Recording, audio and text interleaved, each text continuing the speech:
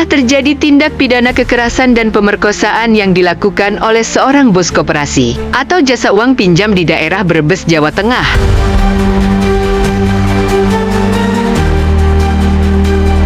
Menurut keterangan dari seorang kakak korban mengatakan, kronologi, awalnya si pelaku mengiklankan jasa lowongan pekerjaan di platform media sosial TikTok dan diiming-imingi gaji cukup besar.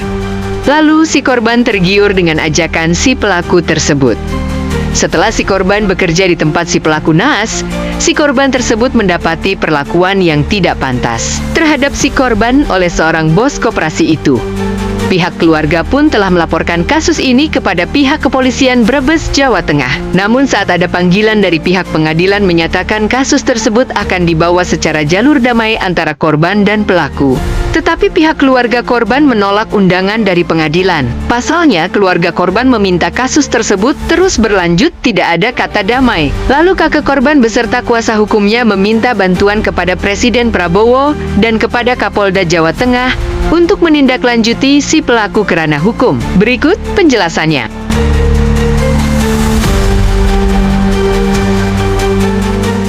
Kami sangat kecewa, kami menyayangkan. Penyidik mengundang keluarga korban untuk datang ke Brebes untuk melakukan perdamaian dengan pelaku.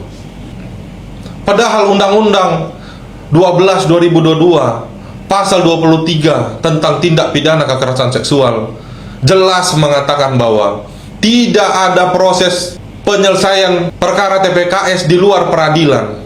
Artinya tidak bisa damai. Artinya kalau ada perdamaian tidak menghentikan proses pidana. Tapi penyidik bilang nggak apa-apa, datang aja. Di sini kita coba damaikan. Penawaran damainya menikahkan korban dengan pelaku. Itu bukan solusi, tapi hukuman seumur hidup bagi korban. Apakah dengan menikahkan korban dengan pelaku, korban pulih traumanya? Tidak. Kami yakin keluarga penyidik, adik penyidik, atau siapa yang dekat dengan penyidik, ketika ada solusi itu terhadap keluarganya, pasti ditolak. Pasti ditolak. Karena itu bukan solusi, itu hukuman. Lalu penyidik juga mengatakan bahwa ya udah, kalau nggak bisa damai di sini, damai aja di luar, gak apa-apa, bisa kok. Bertemu aja di luar. Kami katakan ini biar masyarakat Indonesia juga bisa tahu bahwa perdamaian tidak menghentikan proses pidana dalam tindak pidana kekerasan seksual. Itulah kenapa Undang-Undang 12/2022 itu dibikin untuk melindungi korban. Alibi dari pelaku mengatakan, pengacaranya kepada korban mengatakan mereka ini pacaran. Tidak. Jadi kami katakan bahwa ini jangan main-main terhadap keluarga korban. Jangan berusaha membodohi keluarga korban. Jam 5 sore tanggal 18 ketika proses perdamaian itu ditolak oleh keluarga korban, abang korban dilaporkan oleh pihak pelaku dengan dugaan ancaman pembunuhan yang tidak pernah dilakukan oleh abang korban. Randy tidak pernah nggak deh ngancam pelaku? Tidak pernah, malah pelaku yang mengancam Randy. Pelaku mengancam Randy sampai Randy berhenti bekerja. Jadi kami berharap Polres Brebes dapat segera menindak pelaku. Kami juga berharap karena penyidik bilang banyak masalah kami yang lain, kami mohon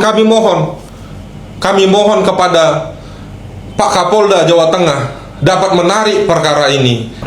Terkait kasus tindak pidana kekerasan seksual yang menimpa adik saya RS, dan saya menunjukkan nama aslinya, dan saya ingin menunjukkan nama akun TikToknya.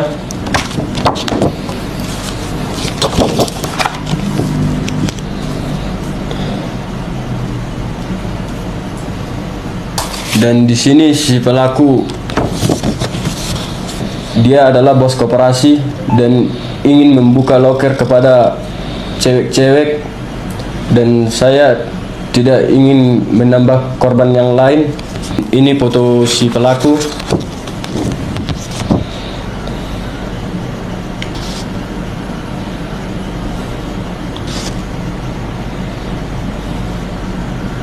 Dan saya meminta kepada Bapak Presiden dan Bapak Kapolri dan kepada masyarakat Indonesia agar si pelaku segera ditangkap dan tidak menambahi korban-korban yang lain lagi.